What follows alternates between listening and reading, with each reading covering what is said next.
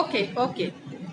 तो एक बार फिर मैं तहरीक बकाए उर्दू के सभी व्यूअर्स को अपना सलाम को पेश करती हूँ, अपना नमस्कार करती हूँ, उनको आदाब देती हूँ। मैं डॉक्टर शबनम बनारस हिंदू यूनिवर्सिटी से हूँ। बनारस से मेरा ताल्लुक़ है। मैं बनारस हिंदू यूनिवर्सिटी की मदर इंस्टीट्यूशन CHS में ऐसा टीचर वर्क करती हूँ। चूँकि मेरा पेशा है दर्स व तदरीस का, तो एक मुदर्रिस की हैसियत से, एक टीचर की हैसियत से मुझे लगता है कि कलम, उसके लिए एक टीचर कलम का सिपाही होता है। तो इसलिए मेरा भी लिखने पढ़ने से मशगला है।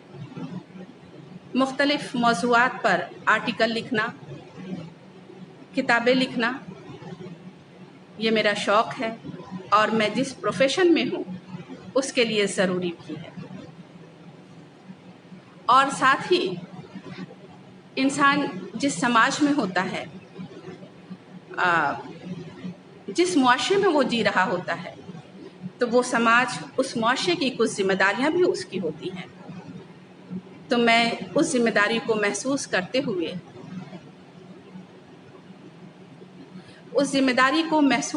हुए मैं समाज के लिए जो मेरा एक फ़र्ज़ है उसको भी निभाने की कोशिश करती हूँ कि मेरा पैगाम मोहब्बत है जहाँ तक पहुँचे। मेरी एक संस्था है बनारस में, काशी कला कस्तूरी के नाम से, जिसका मकसद यही है कि गंगा जमनी तहज़ीब को लोगों के दिलों तक पहुँचाएं, नफ़रतों के बादल छटें और मोहब्बतों का सावन बरसे। ये इसी मकसद के तहत इस संस्था को ऑर्गेनाइज़ किया गया है और कोशिश करती हूँ कि मोहब्बत का पैगाम हिंदुस्तान के कोने कोने तक पहुँचे। अब मैं अपने छोटे से तारुफ के बाद मैं शुक्रिया अदा करती हूँ सदर तहरीक बकाए उर्दू के इरफान आरिफ साहब का, जिन्होंने मुझे जम्मू ऑर्गेनाइजेशन के फेसबुक पेज पर मुझे लाइव किया। मैं आपका इंतहाई शुक्रिया अदा करती हूँ और इसके अलावा मैं आपको दिली मुबारकबाद भी पेश करती हूँ कि जो आप इस ऑर्गेनाइजेशन के तहत जो आप काम कर रहे हैं उर्दू ज़बान की तरबीज व इशाअत के लिए, उसकी बका के लिए, उसकी तरक्की के लिए, उसकी फलाह व बहबूद के लिए इरफान साहब जो आप काम कर रहे हैं, मैं उसके लिए आपको हैट्स ऑफ करती हूँ, आपको सलाम पेश करती हूँ और आपको दिली मुबारकबाद पेश करती हूँ। आजकल मैं ये देख रही हूँ कि इरफान साहब के इस ऑर्गेनाइजेशन में लाइव बोलने वाले न सिर्फ हिंदुस्तान से हैं बल्कि बैरूनी मुल्क से भी मेहमान आपके फेसबुक पेज पर लाइव हो रहे हैं और हम लोगों को उनको सुनने का मौका मिल रहा है। तो एक बार फिर इरफान साहब, आपको बहुत बहुत आपका शुक्रिया और आपको बहुत बहुत दिली मुबारकबाद इस अच्छे काम के लिए। अब मैं अपने टॉपिक पर आती हूँ। आज मुझे गुफ्तगू करना है, मुझे आपसे जो बातें करनी हैं वो है नज़ीर बनारसी के शायरी में कौमी यकजहती, यानी राष्ट्रीय एकता, नेशनल यूनिटी। इस पे मुझे आप लोगों से गुफ्तगू करना है। तो मैं अपनी बातों की शुरुआत, अपने गुफ्तगू की शुरुआत नज़ीर बनारसी के ही एक नज़्म से करना चाहूँगी, नज़्म के कुछ अशार से, जिन्होंने जो कौमी यकजहती की बेहतरीन मिसाल है वो नज़्म मैं उससे शुरू करूँगी कि आओ अमवाज बहारा की तरह बल खाएं, आओ अमवाज बहारा की तरह बल खाएं, कभी कौसर कभी गंगा की तरह लहराएं, मिल के इस तरह मोहब्बत के तराने गाएं, झूम कर मस्जिद व मंदिर भी गले मिल जाएं। यकीनन आज जो एक माहौल चल रहा है, जो दौर चल रहा है, उसमें ये टॉपिक कौमी यकजहती, राष्ट्रीय एकता, ये टॉपिक बहुत ही रिलेवेंट है क्योंकि आज ज़रूरत है मोहब्बत की, आपसी भाईचारगी की, नफ़रतों को दूर करके मोहब्बतों का खुशगवार माहौल बनाने की आज ज़रूरत है। क्योंकि देखिए, आज ज़रूरत है ऐसे कवियों को, ऐसे शायरों को पढ़ने की जिन्होंने सारी उम्र, अपनी सारी ज़िंदगी कौमी यकजहती के लिए, हमेशा उनके कलम कौमी यकजहती के लिए, आपसी मेल मोहब्बत के लिए सर्फ रही है और हमेशा रवा दवा रही है उनकी कलम। किसी शायर ने कहा है, रोशनी पहुंचा न सके सबके घरों तक, जो रोशनी पहुंचा न सके सबके घरों तक, उस जश्न को हम जश्न चिरागा नहीं कहते। हर रंग के गुल जिसमें दिखाई नहीं देते, हम उस गुलिस्तां को गुलिस्तां नहीं कहते। त्योहारों की खुशियाँ, किसी भी त्योहारों की खुशियाँ तभी होती हैं जब हम सभी कौमें आपस में मिलकर उस त्योहार की खुशियों को बांटते हैं। तभी वो हकीकत में वो त्योहार होता है कि हर मजहब के लोग, हर धर्म के लोग, हर कौम मिल्लत के लोग आपस में मिलकर जब उस त्योहार को मनाते हैं तो वो खुशियाँ दोबाला हो जाती हैं। क्योंकि ये सरजमीन तुलसी की सरजमीन है, ये सरजमीन नानक की सरजमीन है, ये सरजमीन चिश्ती की सरजमीन है, ये सरजमीन रसखान की सरजमीन है, ये सरजमीन जैसी की सरजमीन है।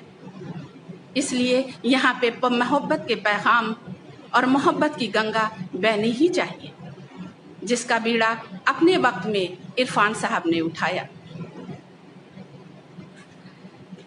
नज़ीर साहब बनारस में गंगा किनारे एक शायर, गंगा किनारे, देखिए मेरा नेट भी थोड़ा सा वो हो रहा है, तो नज़ीर बनारसी साहब एक ऐसा शायर जो गंगा किनारे बनारस में पैदा होता है और चिश्ती के, नानक के, सूर के, तुलसी के, कबीर के, जायसी के की जो विरासत है उसको वो बड़े ही खूबसूरती के साथ आगे बढ़ाते हैं। वक्त का फरमान भारत के नाम एक नज़्म में वो कहते हैं कि नफ़रत की आग बढ़ने न पाए बुझा के चल, उठ और प्रेम प्यार की गंगा बहा के चल। फरमान वक्त का है ये हर भारतीय के नाम, मतभेद सारे अपने दिलों में मिटा के चल। होती है शाम मस्जिदों मंदिर के सामने, देखिए कितना खूबसूरत ये शेर है जो इन्होंने अभी कहा है कि होती है शाम मस्जिदों मंदिर के सामने, एक एक दीप दोनों में पहले जला के चल।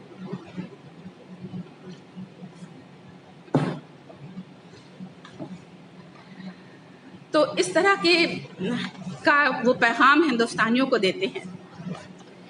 देखिए, गज़ल, जब हम बात करते हैं गज़ल की, तो गज़ल में आमतौर पर तग़ज़्ज़ुल होता है और तग़ज़्ज़ुल का मतलब ही यही होता है कि हम उसमें इश्क मोहब्बत की बातें करें, इश्क व आशिकी की बातें करें, महबूब के क़द व क़ामत की बातें करें, उनके लब व रुख़सार की बातें करें, उनके ज़ुल्फ़ की बातें करें, उनके क़द व क़ामत की बातें करें।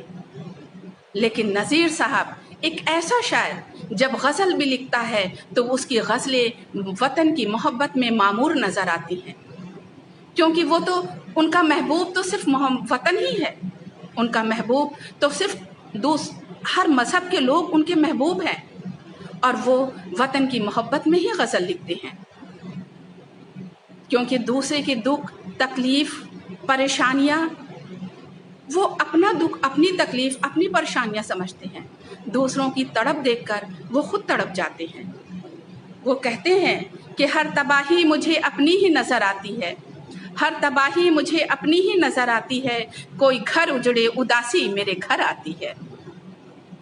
जैसा कि अल्लामा इकबाल भी कहते हैं कि मुब्तलाए दर्द कोई अज़ो हो, रोती है आँख, किस कदर हमदर्द सारे जिस्म की होती है आँख। देखिए, जिस्म के किसी भी हिस्से पर अगर तकलीफ़ होती है, परेशानी होती है, कहीं दर्द महसूस होता है, तो सबसे पहले अगर फ़ौरन आँख को एहसास होता है और आँख बरसने लगती है। जिस्म के हर अज़ो के किसी भी अज़ों की परेशानियों को सबसे पहले हमारी आँख देखती है और वो रोने लगती है, वो बरसने लगती है।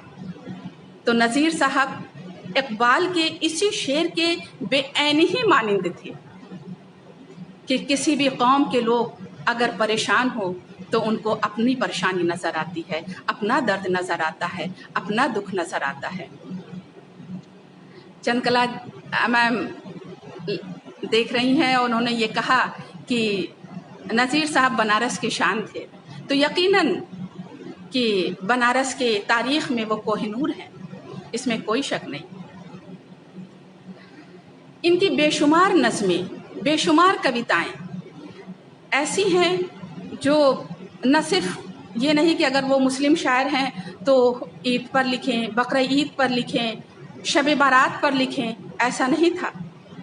उन्होंने होली पर लिखा, दीपावली पर लिखा, गंगा पर लिखा, गंगा दशहरे पर लिखा, रामनवमी पर लिखा और ये गुरु नानक जयंती पर लिखा, कोई भी किसी बैसाखी पर लिखा, बिहू पर लिखा, कोई भी हिंदुस्तानी त्यौहार ऐसा नहीं है वो किसी भी मजहब व मिल्लत का हो। क्रिसमस पर लिखा, किसी भी मजहब व मिल्लत का हो। उन्होंने ऐसा नहीं हुआ कि उन्होंने उस पर कलम ना उठाई हो, खूब कलम उठाया, खूब लिखा और दिल भर के लिखा। ये नहीं कि गंगा पर सिर्फ एक नज़्म लिख दिया और हो चुका, दीपावली पर एक नज़्म लिख दी और हो गया। आपको दीपावली पर बेशुमार नज़्में नज़ीर साहब क्या मिल जाएंगी, होली पर बेशुमार नज़्में मिल जाएंगी, गंगा दशहरे पर उसके पूरी तारीख के साथ नज़्में मिल जाएंगी। तो इस तरह से ये थे। उनको देखकर उन्होंने खुद कहा कि हमारी जो शख्सियत है, जो नज़ीर साहब की जो शख्सियत थी, उसमें वो हिंदू और मुसलमान नहीं थे।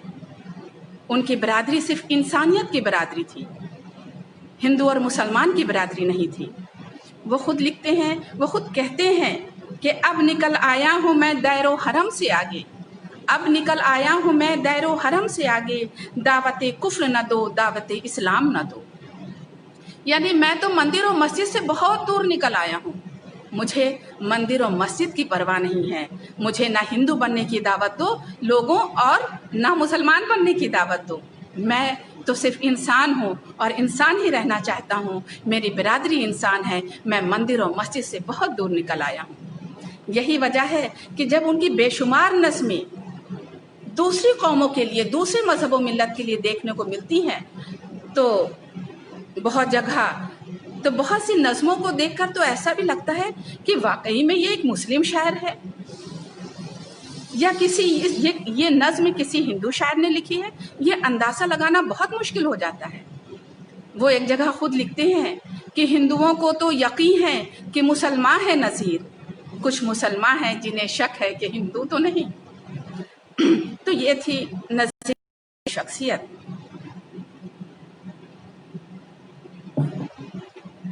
कहते हैं कि एक बार नज़ीर साहब किसी प्रोग्राम के सिलसिले में जम्मू कश्मीर गए हुए थे। वहाँ पर जब स्टेज पर पहुँचते हैं और अपना तारुफ जो पेश करते हैं, तो यकीन मानिए वो तारुफ वो उन्हीं के दिल गुर्दे का काम था, वो उन्हीं का जिगरा था। वरना किसी कौम का इंसान दूसरे कौम की चीज़ों को इतना दिल से, इतना उसमें डूब कर बोले और इतना डूब कर अपना तारुफ उससे मुनासिबत के साथ पेश करे, ये आसान बात नहीं थी। देखिए वहाँ पे जम्मू कश्मीर में पहुंचकर वो जो इंट्रोडक्शन अपना दे रहे हैं, जो मुतारिफ अपने उस जलसे में अपने को करवा रहे हैं, किस तरह करवाते हैं आप सुनिए कि मैं बनारस का निवासी, काशी नगरी का फ़कीर, मैं बनारस का निवासी, काशी नगरी का फ़कीर, हिंद का शायर हूँ, शिव की राजधानी का सफ़ीर। सफ़ीर के माने देखिए, कुछ लोग हमें बनारस से हमारे साथी भी देख रहे हैं जिनको बहुत लिटरेरी उर्दू नहीं भी जानते हैं, तो मैं उसका कुछ मतलब भी बताते चल रही हूँ कि सफ़ीर के माने होता है राजदूत के, प्रतिनिधि के, रिप्रेजेंटेटिव के। तो लिखते हैं कि मैं बनारस का निवासी, काशी नगरी का फ़कीर, हिंद का शायर हूँ, शिव की राजधानी का सफ़ीर। लेके अपनी गोद में गंगा ने पाला है मुझे, नाम है मेरा नज़ीर, मेरी नगरी है बेनज़ीर। चाहते तो नज़ीर साहब ये भी कह सकते थे कि मैं बनारस से आया हूँ, मैं काशी नगरी से आया हूँ। ये भी ज़रूरी नहीं था कि ये कहते कि हम शिव की राजधानी के सफ़ीर बन के हम आए हैं, हम शिव के राजदूत बनकर आए हैं, हम शिव के प्रतिनिधि के रूप में हम यहाँ पे आए हैं। ये ज़रूरी नहीं था कि ये बात कहते, लेकिन चूँकि वो नज़ीर साहब गंगा जमनी तहजीब के अलंबरदार थे, नज़ीर साहब ज़िंदगी भर सौहार्द का पैगाम दिया, भाईचारगी का पैगाम दिया, तो इसलिए इतनी खूबसूरती से उन्होंने ये अपना तारुफ पेश किया। वाकई में नज़ीर साहब कौमी यकजहती के अलंबरदार थे। नज़ीर साहब सभी के पूजा स्थल में सबको जाने के लिए कहते थे कि आप सबके पूजा स्थल पर जाइए, आप देखिए, वहाँ जाकर आपको जो महसूस होगा उसको अपने अंदर उतारिए। और ये नहीं कहते थे कि मुसलमान है तो मस्जिद में जाए और हिंदू है तो सिर्फ मंदिर में जाए और क्रिश्चियन है तो सिर्फ पंजाबी है तो वो उसमें गुरुद्वारा और या चर्च में जाए। ऐसा नहीं था। वो हमेशा इस बात की ताकीद करते थे और कहते थे कि काबाओ दैरो कलीसा सब में जाना चाहिए, यानी मंदिर में जाइए, मस्जिद में जाइए, कलीसा में, चर्च में जाइए, आप जाइए, दर कहीं का हो मुकद्दर आजमाना चाहिए। कि काबाओ दैरो कलीसा सब में जाना चाहिए, दर कहीं का हो मुकद्दर आजमाना चाहिए। तो कहीं भी उनको गुरेज नहीं होता था, कहीं भी किसी भी जगह जाने में। आज मैं एक अहम बात, जो लोग मुझे देख रहे हैं, काशी से काबा तक या यूँ कहें बनारस से जम्मू कश्मीर तक आज मुझे लोग सुन रहे हैं, मैं इस प्लेटफॉर्म पर एक बात ये भी कहना चाहती हूँ। ये जो भी कहने जा रही हूँ वो नज़ीर बनारसी के तवस्सुत से मैं कह रही हूँ कि जैसा कि आज का जो माहौल है, हर घड़ी हर वक्त ये देखने में आता है कि छोटी छोटी चीज़ों पर, छोटी छोटी बातों पर आज लोगों का धर्म खतरे में नज़र आ रहा है। कहीं हिंदू धर्म खतरे में नज़र आ रहा है तो कहीं इस्लाम धर्म खतरे में नज़र आ रहा है। लेकिन आप देखिए कि नज़ीर साहब क्या कहते हैं, नज़ीर साहब का ईमान कितना पक्का था, नज़ीर साहब की आस्था कितनी अटूट थी अपने धर्म पर। और ये यकीन जानिए, जिसको अपने धर्म पर अटूट आस्था होगी, अपने धर्म पर अटूट विश्वास होगा, अक़ीदा पक्का अक़ीदा होगा, उसको यकीन होगा, तो यकीनन वो दूसरे भी मज़हब की उतनी ही कद्र करेगा। उसका धर्म संकट में नहीं पड़ेगा, उसका धर्म खतरे में नहीं पड़ेगा, जैसा कि आज है कि धर्म खतरे में पड़ रहा है। देखिए वो क्या लिखते हैं कि पास मंदिर में बज रहा है गजर, पास मंदिर में बज रहा है गजर, दूर मस्जिद में हो रही है अजान, सजदा वो भी बुतों के झुरमुट में, कितना मजबूत है मेरा ईमान। ये नज़ीर साहब ने कहा कि सजदा वो भी बुतों के झुरमुट में, कितना मजबूत है मेरा ईमान। कि एक तरफ मस्जिद से अजान आ रही है तो दूसरी तरफ मंदिरों की घंटियां बज रही हैं, और वो कहते हैं कि मैं तो मंदिरों के झुरमुट में हूँ, लेकिन मेरा ईमान कितना पक्का है कि मैं उसी में नमाज भी अदा करता हूँ। आज ज़रूरत है ऐसे कवि, ऐसे शायर को पढ़ने की कि बुतों के झुरमुट में भी उन्होंने ये नहीं समझा कि मेरी नमाज नहीं होगी, उन्होंने ये नहीं समझा कि मेरी ये इबादत गाह, हमारी इबादत ख़राब हो जाएगी, हमारा धर्म संकट में पड़ जाएगा। इन्होंने ये नहीं कहा, बल्कि वो खुश होते थे कि ये तो हमारी हिंदुस्तानी तहजीब है, ये हमारा हिंदुस्तानी कल्चर है, और हम जिस कल्चर में रहते हैं, जिस संस्कार में पले बड़े होते हैं, हम उसी संस्कार से उसी कल्चर में हम अपने धर्म को भी देखते हैं, हम अपने मजहब को भी देखते हैं।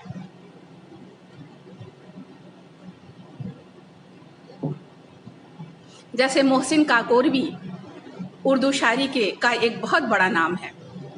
उन्होंने प्रॉफिट मोहम्मद सल्लल्लाहु अलैहि वसल्लम के लिए एक مدحت کے طور پر ایک نظم لکھی، انہوں نے قصیدہ لکھا، لیکن وہ قصیدہ انہوں نے شروع کہاں سے کیا ہے؟ دیکھیے، جو کعبہ میں عرب کی سرزمین پر کعبہ میں ہمارے آخری پروفٹ ہیں، مدینے کی سرزمین پہ ہیں، ان کی تعریف کرتے ہوئے ہیں، کرنا چاہتے ہیں، اور وہ بھی ہندوستان کی سرزمین سے کر رہے ہیں، تو ہندوستان کا کلچر، ہندوستان کے سنسکار کے تحت وہ کرتے ہیں۔ وہ کہتے کیا ہیں کہ سمت کاشی سے چلا جانب متھرا بادل، برق کے کاندھے پہ لاتی ہے صبا گنگا جل۔ وہ کاشی اور متھرا کی بات چاہتے تو نہیں کرتے، کیونکہ وہ تو صرف کعبہ کی بات کر رہے تھے، وہ صرف پروفٹ کی بات کر رہے تھے، وہ نبی اور رسول کی بات کر رہے تھے، ان کی تعریف میں وہ شعر کہہ رہے تھے۔ ضروری نہیں تھا کہ ہم ہندوازم میں کاشی کا اپنا ایک اہم جگہ ہے، اہم استھان ہے، ہم اس کے تحت بات کر رہے ہوں۔ نہیں، انہوں نے کہا کہ یہ ہندو کا کعبہ ہے اور وہ مسلمان کا کعبہ ہے، اس لیے ہم اس کعبے سے ہوا جو ہے جا رہی ہے اس کعبے تک۔ تو وہ اس طرح سے ہمارے شاعر اور کبھی ہوئے ہیں، آج ضرورت ہے ایسے شاعروں کو پڑھنے کی۔ تو مجھے 2 قصے یاد آ رہے ہیں، اور بہت ہی اہم، اس ٹاپک پر بہت ہی ریلیونٹ وہ قصہ ہے جو میں آج آپ کے سامنے سنانے جا رہی ہوں۔ وہ قصہ یہ ہے، ایک قصہ اجین کا ہے اور دوسرا قصہ مہاراشٹر کا ہے، اور یہ 2 قصے ایسے تھے کہ کچھ سال پہلے، مجھے لگتا ہے کہ 3 سال، کچھ ایسے ہی کچھ سال پہلے کی بات ہے، کہ یہ 2 خبریں عالمی دنیا میں پورے انٹرنیشنل میڈیا میں چھائی ہوئی تھیں، اور انٹرنیشنل میڈیا ہندوستان کی گنگا جمنی تہذیب کو ہیٹس آف کر رہا تھا، ان کو سلام پیش کر رہا تھا، نہ صرف ہندوستان کی میڈیا بلکہ انٹرنیشنل میڈیا۔ میں وہ 2 قصے آپ کے سامنے شیئر کرنا چاہوں گی کہ جب اجین میں کمبھ کا میلہ لگا ہوا تھا، وہاں پر بھیڑ، جو گورنمنٹ کے جو انتظام تھے اس کے حساب سے وہ بھیڑ آئی ہوئی تھی، بھیڑ بہت زیادہ آ گئی، جتنا گورنمنٹ کا انتظام تھا اس انتظام سے زیادہ بھیڑ جب آ گئی تو گورنمنٹ کا انتظام ناکافی ثابت ہوا۔ اس وقت جب کہ سرکاری انتظام ناکافی ثابت ہوتا ہے، اجین کے مسلمان اجین کی مسجدوں کے دروازے کھول دیتے ہیں اور کہتے ہیں کہ میرے ہندو بھائیوں، آئیے، اجین کی مسجدیں آپ کا سواگت کرتی ہیں، آپ پریشان مت ہوئیے، یہ اجین کی مسجدوں کے دروازے آپ کے لیے کھلے ہیں۔ تو یہ ہے ہماری گنگا جمنی تہذیب۔ دوسرا قصہ کہ مہاراشٹر کی چوڑی چوڑی سڑکیں، جہاں گنیش وسرجن کے لیے ایک لمبا چوڑا لوگوں کا ٹھاٹھے مارتا ہوا جلوس نکل رہا ہے۔ ظاہر سی بات ہے، اس مہاراشٹر کی گنیش وسرجن کے جو جلوس ہوتے ہیں وہ بہت بڑے پیمانے پر ہوتے ہیں، اور لگتا ہے کہ لوگوں کے سروں کے صرف سمندر ہی نظر آتے ہیں، لوگوں کے سمندر سیلاب نظر آتے ہیں، اتنا بڑا جلوس ہوتا ہے۔ لیکن اس جلوس کا جو ایک طرف جلوس بڑھ رہا ہے گنیش وسرجن کے لیے، تو دوسری طرف اللہ اکبر کی آواز آتی ہے، اور وہ آواز جب آتی ہے تو اس جلوس کے جو انتظامیہ کمیٹی کے لوگ تھے انہوں نے اعلان کر دیا کہ آپ یہ جلوس 10 منٹ تک انہی سڑکوں پر کنارے روک دیا جائے تاکہ ہمارے مسلم بھائی ابھی نماز پڑھ کر نکل جائیں۔ تو یہ ہے ہماری خوبصورت تہذیب، یہ ہے ہمارا سنسکار۔ جب تک ہم اپنے مذہب کی عزت نہیں کریں گے، اپنے مذہب کے ہم زبردست ہمارا عقیدہ نہیں ہوگا، تب تک ہم دوسرے کی مذہب کی عزت نہیں کر پائیں گے۔ یہی وجہ ہے کہ آج سب کے دھرم سنکٹ میں پڑ رہے ہیں، کیونکہ حقیقت میں ہم اپنے ہی دھرم کو، اپنے ہی مذہب کو بہت مضبوطی سے نہیں تھامے ہوئے ہیں، بہت مضبوطی سے نہیں سمجھے ہوئے ہیں۔ دیکھیے، نذیر صاحب بڑے فخر کے ساتھ کہتے ہیں कि घाट पर मंदिरों के साए में बैठकर दूर कर रहा हूँ थकान, काशी नगरी की खाक हूँ प्यारे, बुतकदा है मेरा निवास स्थान। उनको कहते हुए बड़ा फख्र महसूस हो रहा है कि घाट पर मंदिरों के साए में, वो ये भी कह सकते थे कि हम मस्जिदों के साए में बैठे हुए हम इस वक्त आराम कर रहे हैं। वो क्या कह रहे हैं कि हम घाट पर मंदिरों के साए में बैठे हुए हैं और बैठकर दूर कर रहा हूँ थकान, काशी नगरी का खाक हूँ प्यारे, बुतकदा है मेरा निवास। बड़े फख्र से वो कहते हैं, ये नहीं कहते कि बनारस मेरा निवास स्थान है। पूरे पूरे आप उनकी नस्मों को उठा के पढ़ डालिए, ऐसा नहीं आता कि मेरा बनारस के हम रहने वाले हैं। नहीं, वो कहते काशी का मैं रहने वाला हूँ, बुतकदे का मैं रहने वाला हूँ, मैं बाबा विश्वनाथ की नगरी बाबा वो शिव की नगरी काशी का रहने वाला हूँ। बड़े फख्र से कहते हैं।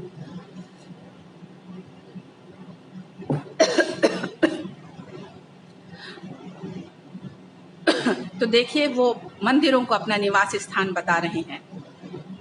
नज़ीर साहब अगर कभी किसी में कोई नफरत देख लेते, चाहे हिंदू मुसलमान के लिए, मुसलमान का हिंदू के लिए, या आपस में ही एक दूसरे से कोई नफरत देखते थे, तो उनका दिल तड़प उठता था, वो परेशान हो जाते थे, बेचैन हो जाते थे। उनको उनकी बेचैनी उनके कलम में उतर आती थी और वो लिखते रहते थे और वो कहते थे कि रहिए अगर वतन में तो इंसान की शान से, रहिए अगर वतन में तो इंसान की शान से, वरना कफन उठाइए उठिए जहान से। ये बेचैन होकर वो कहने पर मजबूर हो जाते थे। बनारस शिव की नगरी है, बाबा विश्वनाथ की नगरी कहा जाता है, और नज़ीर साहब बाबा विश्वनाथ की नगरी कहने पर फख्र महसूस करते थे। यहाँ तक कि एक बार वो एक प्रोग्राम, एक मुशायरे के सिलसिले में नागपुर गए हुए थे, और चूँकि नागपुर नाग की मुनासिबत से वो नज़ीर बनारसी कहते हैं, चूँकि नाग जो है बाबा विश्वनाथ का, बाबा शिव का वो है जेवर कहा जाता है, तो नज़ीर बनारसी उस आभूषण कहा जाता है। तो नज़ीर बनारसी कहते हैं कि उस आभूषण की जगह पर जब हम पहुंचते हैं तो मुझे ये महसूस होता है कि हाँ, हम बाबा के से नज़दीक पे हैं। तो वो बड़े प्यार से कहते हैं, इतने प्यार से कहते हैं कि लगता है कि कितना वो डूब के उन्होंने कहा, यूं ही नहीं कहा, बनावटी नहीं कहा, उनके में एक मोहब्बत नज़र आती है। उन्होंने कहा क्या कि नागपुर पहुंचते हैं तो वहाँ पे ये बात कहते हैं कि बाबा के देश आके भी बाबा से दूर हूँ, बाबा के देश आके भी बाबा से दूर हैं, आके यहाँ भी काशी के मस्ती में चूर हैं। तो काशी बाबा विश्वनाथ उनके लिए फख्र का बाइस रहा है। मैं एक बार फिर दोहराना चाहूँगी कि बाबा विश्वनाथ के लिए दूसरे शहर में जाके भी जो तड़प थी, वो तड़प उनको इस्लाम मज़हब से खारिज नहीं कर दे रही थी, क्योंकि वो गंगा जमनी तहजीब के अलमबरदार थे, वो कौम परस्त थे, वो सौहार्द फैलाना चाहते थे, एकता और भाईचारगी के और मोहब्बत के सैलाब उमेड़ना चाहते थे, लोगों में वो दिलों में वो मोहब्बत डालना चाहते थे, क्योंकि वो जानते थे कि बाबा विश्वनाथ, शिव जी, ये हिंदुओं की आस्था इसमें है, हमारे भाइयों की आस्था है, और जहाँ हमारे भाइयों की आस्था है वो मेरी भी आस्था है। और ये इस तरह से, यही वजह है कि वो बहुत ही जिसको बोलते हैं इंग्लिश में कि मिस करते थे, कहीं भी जाते थे बनारस को मिस करते थे, बनारस को वो कि हमारा बनारस, हम बनारस से दूर आए हुए हैं। वो बहुत परेशान हो उठते थे, उनको सुकून मिलता था बनारस की गलियों में, उनको सुकून मिलता था मंदिरों के झुरमुट में, उनको सुकून मिलता था गंगा किनारे में। और इसीलिए यही नहीं कि वो सिर्फ यही कहना चाहते थे کہ हम मंदिरों के साय में हमको सुकून मिल रहा है। वो हिंदुस्तानी भाइयों से ये भी कहना चाहते थे कि और कहते थे कि क्यों कहें ईद को हम सिर्फ मुसलमानों की ईद, क्यों कहें ईद को हम सिर्फ मुसलमानों की ईद, ईद भारत की है, भारत के सब इंसानों की ईद।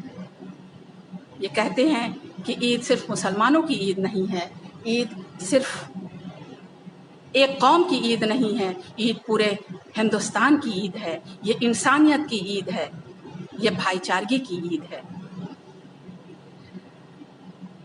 गंगा दशहरे के मौके पर वो एक लंबी नज्म लिखा है गंगा दशहरे पर, बहुत लंबी नज्म लिखा है। और वो जो नज्म लिखा है उन्होंने, उसमें गंगा पृथ्वी पर कैसे आई, कैसे नमूदार होती है गंगा पृथ्वी पर, ज़मीन पर, इस सरजमीन पे उसका आना गंगा का कैसे होता है, वो उसकी पूरी तारीख़ लिखते हैं। और इस तरह की तारीख़ लिखते हैं कि मैंने अभी कुछ दिनों पहले मैंने कुछ लोगों से पूछा था कि गंगा दशहरे की तारीख़ क्या है, तो कुछ लोग नहीं भी बता पाए थे और वो उसी मज़हब के मानने वाले थे।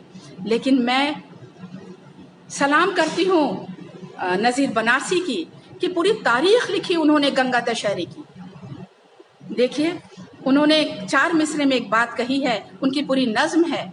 मैं उस नज़्म में आपको उस नज़्म के कुछ मिसरे, कुछ शेर सुनाती हूँ मैं आपको कि स्वर्ग से चल पड़ी जब स्वर्ग की पाली गंगा, मेरी आवाज़ भी बैठ रही है। स्वर्ग से चल पड़ी जब स्वर्ग की पाली गंगा, बढ़ के ब्रह्मा ने कमंडल में उठा ली गंगा। कभी जानू कभी विष्णु ने छिपा ली गंगा, कहने सुनने पे अंगूठी से निकाली गंगा। जाह्नवी भागीरथी पे नया तिरंगा निकली, मंजिलें करती हुई स्वर्ग से गंगा निकली। लेकिन जब गंगा पृथ्वी पर आती है, आने के बाद वो किन किन मराहिल से वो गंगा गुजरती है, किन किन रास्तों से वो गुजरती है, उस गंगा को क्या परेशानियां झेलनी पड़ती हैं और क्या उनका एक आत्म साहस था, क्या उनकी हिम्मत थी, उसका भी जिक्र करते हुए नज़ीर बनारसी लिखते हैं। कहते हैं कि जब जटाओं से निकलकर हुई बेघर गंगा, झरझराती हुई आगे बढ़ी निर्झर गंगा। रास्ते में न कहीं रुक सकी पल भर गंगा, अड़े पत्थर तो बढ़ी काट के पत्थर गंगा। रास्ते में कोई पर्वत न उसे टोक सका, ये वो गंगा है हिमालय न जिसे रोक सका। यही वजह है कि गंगा प्रदूषण पर, जब गंगा को प्रदूषित होते, गंगा को जब गंदा होते, गंगा को जब मैले होते जब देखते हैं नज़ीर साहब, तो वो तड़प उठते हैं।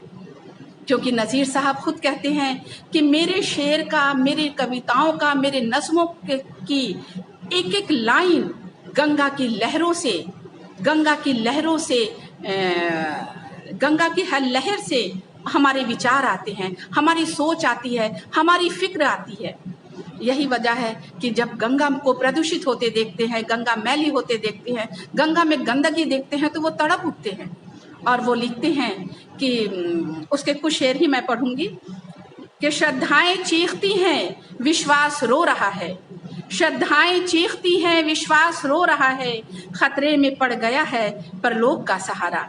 देखिए, हिंदी वाले ये ना समझे कि मैं प्रलोक को परलोक बोल रही हूँ, क्योंकि हिंदी के लफ्ज़ों को जब उर्दू अपने में इस्तेमाल करता है तो वो अपने कालिब में ढाल लेता है, अपने साँचे में ढाल लेता है। तो लिखते हैं कि श्रद्धाएं चीखती हैं, विश्वास रो रहा है, खतरे में पड़ गया है परलोक का सहारा। किस आईने में देखे मुंह अपना चांद तारे, गंगा का सारा जल हो जब गंदगी का मारा। इस पर भी एक नज़र कर भारत की राजधानी, किस्मत समझ के जिसको राजाओं ने सवारा। बूढ़े हैं हम तो जल्दी लग जाएंगे किनारे, अपने लिए लिखते हैं कि बूढ़े हैं हम तो जल्दी लग जाएंगे किनारे, सोचो तुम ही जवानों क्या फ़र्ज़ है तुम्हारा। कविता नज़ीर की आखिर में वो तड़प कर लिखते हैं कि कविता नज़ीर की है तेरी ही देन गंगे। गंगा से कहते हैं कि कविता नज़ीर की है तेरी ही देन गंगे, तेरी लहर लहर है इसकी विचारधारा, तेरी लहर लहर है इसकी विचारधारा। तो देखिए किस तरह से वो गंगा पर, गंगा के पूरे इतिहास पर वो लिख डालते हैं। जैसे बहुत सी चीजें हैं कि लगता है कि अरे ये तो पूरा इतिहास, पूरी हिस्ट्री, पूरी तारीख लिख दे रहे हैं। लेकिन गुरु नानक जयंती पर, प्रतिमा जी कह रही परलोक सही है। हाँ, परलोक सही है कि बोलने के बाद मुझे समझ में आया था, क्योंकि उर्दू में जब स्क्रिप्ट चेंज होती है तो लगता है सही है कि नहीं है, क्योंकि हिंदी चीज़ें जब उर्दू में लिखी जाती हैं, उर्दू की या हिंदी में लिखी जाती हैं, तो उस वक्त जब स्क्रिप्ट चेंज होता है तो थोड़ा कुछ अटपटा लगता है। तो उसमें बोलने के बाद मुझे एहसास हो गया था। कोई भी त्योहार हो, कोई भी किसी भी मजहब का हो, नज़ीर बनारसी लिखने से पीछे नहीं हटते थे। वो लिखते हैं गुरु नानक जयंती पर, आप लिखते हैं कि नहाने उतरा है पूनम का। जब गुरु नानक जयंती पर काशी के सारे गुरुद्वारे जब सजे हुए होते हैं, उसकी लाइटिंग भी गंगा पर उसके अक्स पड़ते हैं, पूनम का चांद अपने पूरी जवानी पर होता है, तो उसकी एक खूबसूरत नज्म इस पर लिख देते हैं नज़ीर बनारसी। वो लिखते हैं कि नहाने उतरा है पूनम का चांद पानी में, ना स्वर्ग सांस ले क्यों रात की जवानी में, इजाफा क्यों ना हो गंगा तेरी रवानी में, गुरु का जश्न है शंकर की राजधानी में। इसी तरह से एक उस पे जन्माष्टमी, देखिए गुरु नानक जयंती पर लिखा, जन्माष्टमी पर मुझे नहीं लगता है कि कोई ऐसा शायर जिसने हर मजहब व मिल्लत पर इतना खूबसूरत और बरजस्ता लिखा। ये नहीं लगा, इनके किसी भी नज्म को आप उठाकर पढ़िए तो ऐसा नहीं लगता है कि वो कसदन लिख रहे हों, ये जानबूझकर लिख रहे हों वो अपनी गंगा जन्मी तहजीब को दिखाने के लिए। नहीं, लगता है वो डूब कर लिख रहे हैं, उसका अपने को एक हिस्सा मान कर लिख रहे हैं। वो लिखते हैं उस पे जन्माष्टमी के मौके पर देखिए कितनी खूबसूरती से वो लिखते हैं कि बैठ के भादों के कांधे पे कन्हैया आए, जल से भरते हुए सब ताल तलैया आए। मालूमात भी देखिए, ये नहीं कि वो मुसलमान है तो हिंदू की चीज़ों को नहीं जाने, क्योंकि आजकल का ये माहौल है कि अच्छा तो बकरीद क्यों मनाई जाती है, अच्छा ये मुहर्रम क्यों मनाया जाता है। नहीं, उनको खुद मालूम है, क्योंकि हम इतनी लंबी तारीख रही है हिंदुस्तान के हिंदू मुसलमानों की आपस में एक साथ रहने की, कि ये बहुत शर्म की बात है कि हम एक दूसरे के त्योहारों के बारे में पूछें कि ये त्योहार क्यों मनाया जाता है। ये मुझे कहना नहीं चाहिए, मुझे लगता है कि इस तरह के सवालात ये गवाही देते हैं कि आपका अपने भाइयों से प्यार नहीं रहा, प्रेम नहीं रहा, कि इसीलिए आप ये सवाल पूछ रहे हैं। देखिए वो लिखते हैं कि बैठ के भादों के कांधे पे कन्हैया आए, जल से भरते हुए सब ताल तलैया आए, खेलते हंसते चराते हुए गैया आए, माखन और दूध दही सबके देवैया आए, मन की अंगनाई में बंसी के बचैया आए, मेरे गोकुल में मेरे कृष्ण कन्हैया आए। देखिए कितने खूबसूरती से कहा कि मेरे गोकुल में। ये भी कह सकते थे कि हमारे यहाँ कृष्ण कन्हैया आए, या जिस माहौल में रह रहे थे नज़ीर साहब उस माहौल का भी जिक्र कर सकते थे, लेकिन कहा मेरे गोकुल में मेरे कृष्ण कन्हैया आए। देखिए कितना प्यार टपक रहा है कृष्ण के लिए, उनका प्यार देखिए, उनकी मोहब्बत देखिए, अपने हिंदू भाइयों के आस्था और अकीदे में डूबकर लिखने का उनका हुनर देखिए, उनका प्यार देखिए। उसी तरह वो होली पर लिखते हैं, होली पर जब होली आती है तो होली पर इनकी बहुत सी नज़में हैं। होली क्यों मना रहे हैं, होली का इतिहास क्या है, होली क्या है, उसका सारी चीज़ें वो लिखते हैं। और एक जगह और होली पर एक नज़्म में मैंने देखा कि वो होली पर मोहब्बत का पैगाम देते हैं हिंदुस्तानियों को, और वो कहते हैं कि कहीं पड़े ना मोहब्बत की मार होली में, कहीं पड़े ना मोहब्बत की मार होली में, अदा से प्रेम करो दिल से प्यार होली में। गले में डाल दो बाहों का हार होली में, उतारो एक बरस का खुमार होली में, मिलो गले से गले बार बार होली में। तो ये है इनका पैगाम। कभी भी मैं इनकी नज़मों को मैं देख रही थी तो मुझे ये लग रहा था कि कितनी नज़में इन्होंने लिखी हैं, और एक नहीं, एक एक त्योहारों पर कई कई नज़में लिखी हैं, लेकिन कोई नज़्म में उस त्योहार पर मोहब्बत का पैगाम देते हैं तो उस त्योहार पर कहीं अपने हिंदू भाइयों को, सिख भाइयों को, क्रिश्चियन भाइयों को गले लगाते कहीं नज़र आते हैं, कहीं उस त्योहार की पूरी तारीख लिख देते हैं। रामनवमी के मौके पर देखिए लिखते हैं कि भरी किसी की न गोदी भरी जवानी में। देखिए रामनवमी को भी नहीं छोड़ा, कहा नहीं कि हिंदुओं का एक अहम चीज़ है रामनवमी, एक अहम त्योहार है, तो उस पर भी उनकी कलम रवा रही और उन्होंने लिखा कि भरी किसी की न गोदी भरी जवानी में, नहीं थी एक भी संतान तीन रानी में, बड़ा अंधेरा था दशरथ की जिंदगानी में, कमी थी राज दुलारों की राजधानी में, गुरु वशिष्ठ से आए जो लेके आशीर्वाद, हरी भरी नजर आई हर शाखे मुराद। देखिए मेरी माँ डॉक्टर स्मिता भटनागर जी, मेरी माँ, ये भी एक गंगा जमनी तहजीब की मिसाल है कि मैं जिनको माँ बोलती हूँ वो डॉक्टर स्मिता भटनागर है। उन्होंने भी, वो भी कमेंट कर रही हैं।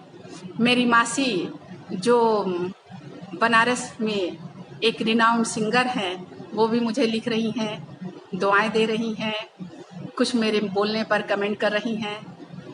चंद्रकला मैम बराबर आप कमेंट कर रही हैं। मुझे अच्छा लग रहा है कि इस तरह से मेरी बातों को सुना जा रहा है, समझा जा रहा है, और मैं चाहती हूँ कि इस दिल से जो बात निकल रही है सुनने वाले के दिल तक भी सीधे पहुँचे और नफ़रतों का दौरा ख़त्म हो, मोहब्बत का सावन बरसे।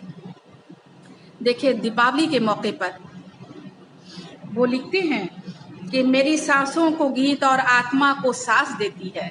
दीपावली पर मैंने कई नज़में उनकी देखी। वो लिखते हैं कि मेरी सांसों को गीत और आत्मा को सांस देती है, ये दिवाली है सबको जीने का अंदाज देती है। हृदय के द्वार पर रह के देता है कोई दस्तक, बराबर जिंदगी आवाज़ पर आवाज़ देती है। सिमटता है अंधेरा पाँव फैलाती है दिवाली, सिमटता है अंधेरा पाँव फैलाती है दिवाली, हंसाए जाती है रजनी हंसे जाती है दिवाली। आगे देखिए 4 मिसरों में दिवाली की पूरी तारीख उन्होंने बता दिया। एक तो दिवाली पर ऐसे लिखते हैं, फिर आगे देखिए कि वो कैसे दिवाली की तारीख बताते हैं कि इसी दिन द्रौपदी ने कृष्ण को भाई बनाया था, इसी दिन द्रौपदी ने कृष्ण को भाई बनाया था, वचन के देने वाले ने वचन निभाया था। जन्मदिन लक्ष्मी का है भला इस दिन का क्या कहना, यही वो दिन है जिसने राम को राजा बनाया था। कई इतिहास को एक साथ दोहराती है दिवाली, मोहब्बत पर विजय के फूल बरसाती है दिवाली। तो इस तरह के जो नज़में हैं, जो गज़लें हैं, जो कविताएं हैं नज़ीर बनारसी की, वाकई में ये जो कहा जाता है कि नज़ीर बनारसी ने अपनी पूरी ज़िंदगी मोहब्बत का पैगाम दिया, तो आज ज़रूरत है ऐसे कवियों को पढ़ने की, ऐसे शायरों को पढ़ने की।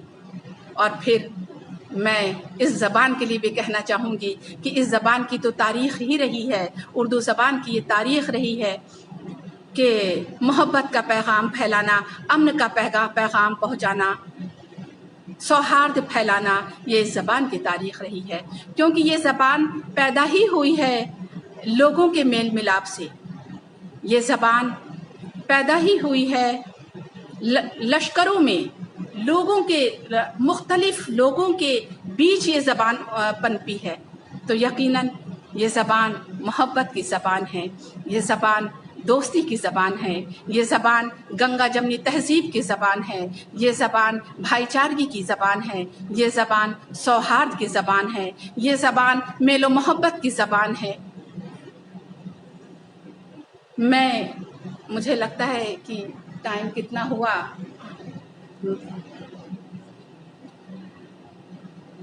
میں آخر میں دیکھیے نذیر بنارسی تھوڑا اور میں بس بول دوں، اب مجھے لگتا ہے کہ ٹائم زیادہ ہو گیا ہے. اور نذیر بنارسی کی جو نظمیں ہیں یا میں نے جو نظمیں آپ کو سنائی، جو کچھ اشعار ان کے سنائے، تو آپ کو یہ محسوس ہوا ہوگا کہ ہندی کے لفظوں کا کتنا وہ استعمال کر رہے ہیں، ہندی کے شبدوں کا کتنا استعمال وہ کر رہے ہیں. کیونکہ جہاں جیسے لفظوں کی، جیسے شبدوں کی ضرورت پڑی ہے، ویسا انہوں نے اس کا استعمال کیا. یہ نہیں سوچا کہ ہم ہندی کا کیوں استعمال کریں، یہ نہیں سوچا جیسے اور لوگ سوچتے ہیں کہ ہم اردو کے شبدوں کا کیوں استعمال کریں. کیونکہ میرے ساتھ کبھی کبھی اس طرح کی چیزیں بھی سامنے آئی ہیں کہ کبھی کبھی کسی پروگرام کی اگر میں اینکرنگ کر رہی ہوتی ہوں تو لوگوں کو یہ اعتراض ہوتا ہے کہ شبنم جی تو اردو کے شبدوں کا بہت استعمال کرتی ہیں. ہم نے کہا نہیں، میں ہندی اور اردو دونوں شبدوں کا بہت استعمال کرتی ہوں، لیکن فرق یہ ہے کہ آپ اردو کو دوسری نظر سے دیکھ لے رہے ہیں، اس لیے وہی چیز آپ کو کھٹک رہی ہے. تو مجھے لگتا ہے کہ اب اپنی باتوں کو اس شعر پر ختم کرنا چاہیے. یہ کسی شاعر نے کہا ہے کہ حویلی جھوپڑی سب کا مقدر پھوٹ جائے گا، حویلی جھوپڑی سب کا مقدر پھوٹ جائے گا، اگر یہ ساتھ ہندو مسلموں کا چھوٹ جائے گا. دعا کیجئے کہ ہم میں پیار کے رشتے رہے قائم، دعا کیجئے کہ ہم میں پیار کے رشتے رہے قائم. یہ رشتے ٹوٹ جائیں گے تو بھارت ٹوٹ جائے گا، یہ رشتے ٹوٹ جائیں گے تو بھارت ٹوٹ جائے گا. مجھے لگتا ہے اب میرا گلا بھی ساتھ نہیں دے رہا ہے، اور میں نے کوشش کیا کہ میں نذیر صاحب کی، حالانکہ یہ 1 گھنٹہ وقت بھی ان کے لیے، ان کی چیزوں کو سامنے بروئے کار لانے کے لیے، سامنے لانے کے لیے بہت کم ہے، لیکن پھر بھی میں نے کوشش کیا کہ کچھ چیزیں نذیر صاحب کے سامنے آئے، اور یہ اس امید کے ساتھ کہ آج کا جو ماحول ہے اس میں محبت کی بارش ہو، نفرتوں کی خزاں کم ہو. دیکھیے مجھے لگتا ہے کہ جو اچھی چیزیں ہیں، جو ملک میں، ہمارے ملک میں جو اچھی چیزیں ہو رہی ہیں، ہمیں ان کو دیکھنا چاہیے، ان کو ہائی لائٹ کرنا چاہیے، ان کو وائرل کرنا چاہیے. آج تو الیکٹرانک میڈیا کا ٹائم ہے، فیس بک ہے، اچھی چیزوں کو ہم وائرل کریں، اچھی چیزوں کو لوگوں تک پہنچائیں، نہ کہ نفرتوں کی باتوں کو. ابھی ہم پینڈیمک سے گزر رہے ہیں، وشو ویاپی مہاماری سے گزر رہے ہیں، یہاں تک کہ جو عالمی مہاماری سے ہم گزر رہے ہیں. لیکن آپ دیکھیے اس میں بھی سوہارد، محبت، آپ نفرتوں کو درکنار کر دیجئے. آپ نفرتوں کی طرف مت دیکھیے کہ نفرت پھیلانے والوں کا ایک خطہ ہے، ان کی صرف ایک جماعت ہے، اور محبتوں کی بہت سی جماعتیں ہیں. تو کیوں نہ یہ محبت کی جماعتیں مل کر کے محبت کا پیغام پہنچائیں. کہ ابھی کورونا میں ہی دیکھیں، جو اس پینڈیمک میں ہندوستان میں وزیر اعظم نے، ہماری گورنمنٹ آف انڈیا نے، پردھان منتری نے یہ اعلان کیا کہ لاک ڈاؤن ہو جاتا ہے آج سے، تو جو جہاں تھا وہیں پہ رک گیا، اور 4 دن کے بعد عید روزہ شروع ہونے والا تھا، 4 دن کے بعد ہی روزہ شروع ہونے والا تھا. لیکن لوگ اپنے بہت سے مسلمان اپنے گھر نہیں پہنچ سکے. تو بنارس کا میں واقعہ بتا رہی ہوں کہ ایک ہندو پریوار نے، ایک ہندو فیملی نے اس مسلمان کو، اب اس مسلمان فیملی کو کہ ہسبینڈ بھی تھے، بچے بھی تھے، بیوی بھی تھی، ان کو اپنے گھر رکھا، اور 1 مہینے تک ان کو افطاری اور سحری کا انتظام ان کے لیے کیا، اور ان کو اپنے گھر میں رکھا. تو یہ چیزیں ہیں، یہ ہمارا سنسکار ہے، یہ ہماری گنگا جمنی تہذیب ہے. دوسرا قصہ کہ جب لوگ بہت سے اس وقت دیکھنے میں بہت سی چیزیں آئیں کہ مسلموں کی بستی ہے، ہندو بھائیوں کا گسر ہو رہا ہے، یا کوئی ہندو گھر وہاں پہ ہے، یا وہاں پہ اکیلا ہی کوئی پہنچا ہے اور وہاں پہ اس کی ڈیتھ ہو جاتی ہے، تو مسلمان بھائی اس کے لیے ٹکٹی تیار کرتے ہیں، اور وہ ہندو بھائی مسلمان بھائی کے 4 مسلمان بھائی کے کندھے پر سوار ہو کر کے شمشان پہنچتا ہے۔ تو ہماری یہ ہے ہندو مسلم تہذیب، یہ ہے ہمارا سوہارد۔ کیوں نہ ہم اس سوہارد کو آگے بڑھائیں۔ عرفان صاحب کہہ رہے ہیں کہ نئی جنریشن کو کچھ سجیشن، تو میں یہ کہوں گی کہ سب سے پہلے یہ سجیشن تو نئی جنریشن کو یا جتنے بھی سننے والے ہیں ان کو میں دینا چاہوں گی، حالانکہ سننے والے بہت ہی انٹلیکچوئل لوگ ہیں، لیکن انہی کے ذریعے میں نئے جنریشن کو بھی یہ پیغام دینا چاہوں گی کہ اردو زبان کے لیے آج جو ہماری نئی جنریشن ہے اس سے ناشنا ہے کہ یہ زبان ہے کہاں سے۔ کچھ لوگ کہتے ہیں، بچے کہیں گے، بڑے بھی کہیں گے، یہ پاکستان کی زبان ہے، یہ عرب کی زبان ہے، یہ گلف کنٹری کی زبان ہے۔ تو میں کہنا چاہوں گی کہ یہ ہندو مسلم تہذیب کی زبان ہے، یہ پیور ہندوستانی زبان ہے، ہندوستان کی سرزمین سے میں پیدا ہوئی یہ زبان ہے۔ یہ تفرقہ پھیلانے والی زبان نہیں ہے، یہ میل ملاپ کی زبان ہے، محبت کی زبان ہے۔ تو آپ سے لوگوں سے گزارش ہے کہ اس کو ہندوستان کی زبان سمجھیں، اس کو صرف پاکستان کی زبان نہ سمجھیں، اس کو ایران عراق کی زبان نہ سمجھیں، اس کو عرب کی زبان نہ سمجھیں، کیونکہ عرب کے لوگ اردو نہیں جانتے ہیں، ایران عراق کے لوگ اردو نہیں جانتے۔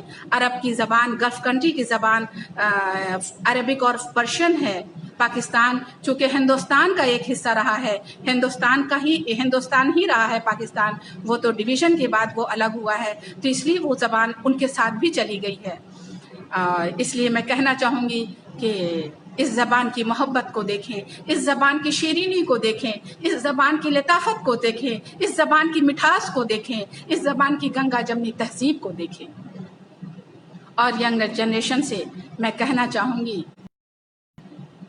کہ آپ کچھ بھی بن جائیے، انجینئر بنیے، ڈاکٹر بنیے، سائنٹسٹ بنیے، کچھ بھی بنیے، ایک بڑے بزنس مین بنیے، کچھ بھی بنیے، لیکن پہلے ایک اچھا انسان بنیے، کیونکہ آج ملک کو ایک اچھے انسان کی ضرورت ہے، ایک اچھے انسان کی ضرورت ہے، اور انسان بننا پہلے ضروری ہے۔ جب ہم ایک اچھا انسان بن جائیں گے تو سب کچھ بن جائیں گے۔ تو انہی باتوں کے ساتھ میں تحریک بقائے اردو کے صدر عرفان عارف صاحب کا میں شکریہ ادا کرتی ہوں، اور جو لوگ مجھے دیکھ رہے ہیں، پرتیما جی آپ برابر مجھے سن رہی تھیں، آپ کا بھی بہت بہت شکریہ۔ بہت لوگ مجھے دیکھ رہے تھے، میں بہت لوگوں کا نام نہیں لے پائی، اس کے لیے میں معافی چاہتی ہوں۔ تیجندر سنگھ راول جی، عرفان عارف صاحب کے پیج پر میں لائیو ہو رہی تھی، تو اس لیے عرفان عارف صاحب ساتھ ہی تھے۔ ایک بار بہت بہت دل سے شکریہ۔ احتشام صاحب جو میرا بھائی ہے، وہ بھی دیکھ رہا ہے بیٹھے ہوئے، میں اس کو بھی دعائیں دیتی ہوں، اس کا بھی شکریہ ادا کرتی ہوں، اور اس طرح سے بہت لوگ ہیں۔ مظفر صاحب، میں آپ کا بھی تہہ دل سے شکریہ ادا کرتی ہوں، آپ نے مجھے سنا، تو ایک بار پھر سب کا شکریہ، سب کو میرا سلام، سب کو میرا آداب، سب کو میرا نمسکار۔